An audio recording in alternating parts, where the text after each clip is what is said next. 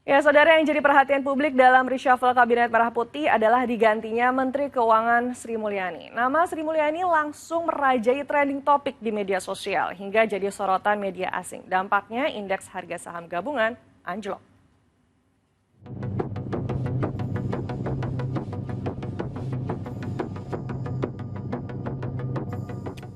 Terima kasih kepada semuanya.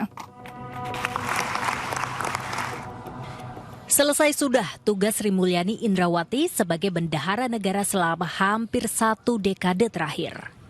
Perombakan Kabinet Merah Putih ini pertama kali diumumkan oleh Menteri Sekretaris Negara Prasetyo Hadi pada Senin petang di Kompleks Istana Kepresidenan.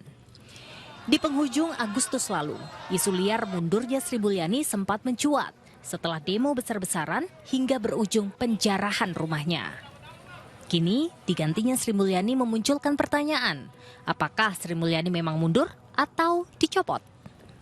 Bukan mundur, bukan dicopot. Jadi Bapak Presiden selaku kepala negara dan kepala pemerintahan, ya kita semua paham bahwa beliau memiliki hak prerogatif. Kemudian atas evaluasi, beliau memutuskan untuk melakukan perubahan formasi. Nama Sri Mulyani langsung merajai trending topik di platform X pasca namanya tergantikan dalam jajaran pembantu presiden. Sebagai tokoh ekonomi yang diakui dunia, berita dicopotnya Sri Mulyani jadi sorotan media asing. Indeks harga saham gabungan spontan anjlok menyusul digantikannya Sri Mulyani. Reshuffle ini yang bisa dibilang menggeser posisi yang paling penting, ya ini adalah Menteri Keuangan. Jadi bisa dibilang langsung nih memicu reaksi negatif dari pasar. Kenapa sih? Karena wajar, karena pasar modal dan pelaku investasi pastinya sangat sensitif terhadap ketidakpastian politik. Kalau misalnya kita lihat posisi Menteri Keuangan bisa dibilang adalah posisi yang bisa dibilang paling strategis. Ibaratnya adalah bendahara negara yang bisa dibilang mengelola penerimaan, belanja, hingga kebijakan fiskal. Penandatanganan berita acara. 1. Menteri Keuangan.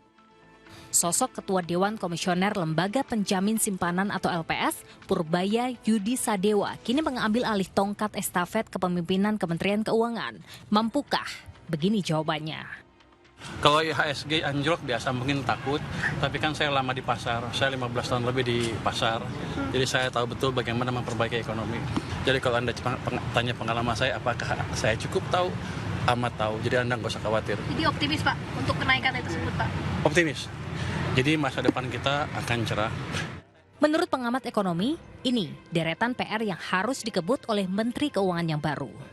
Jangka pendek, jangka panjangnya hampir sama ya, tinggal bagaimana mengidentifikasi urgensinya jangka pendek ini, mana yang bisa dilakukan dalam jangka pendek ini dengan ruang fiskal yang masih ada saat ini harus dioptimalkan oleh Menteri Keuangan yang baru, dan juga tadi perlu menjaga juga iklim investasi dalam hal ini di pasar modal khususnya, karena kepercayaan investor itu penting sekali, khususnya investor asing.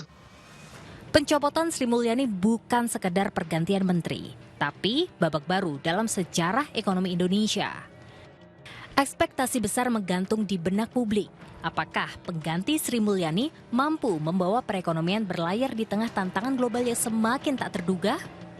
Tim Liputan AMIS TV melaporkan.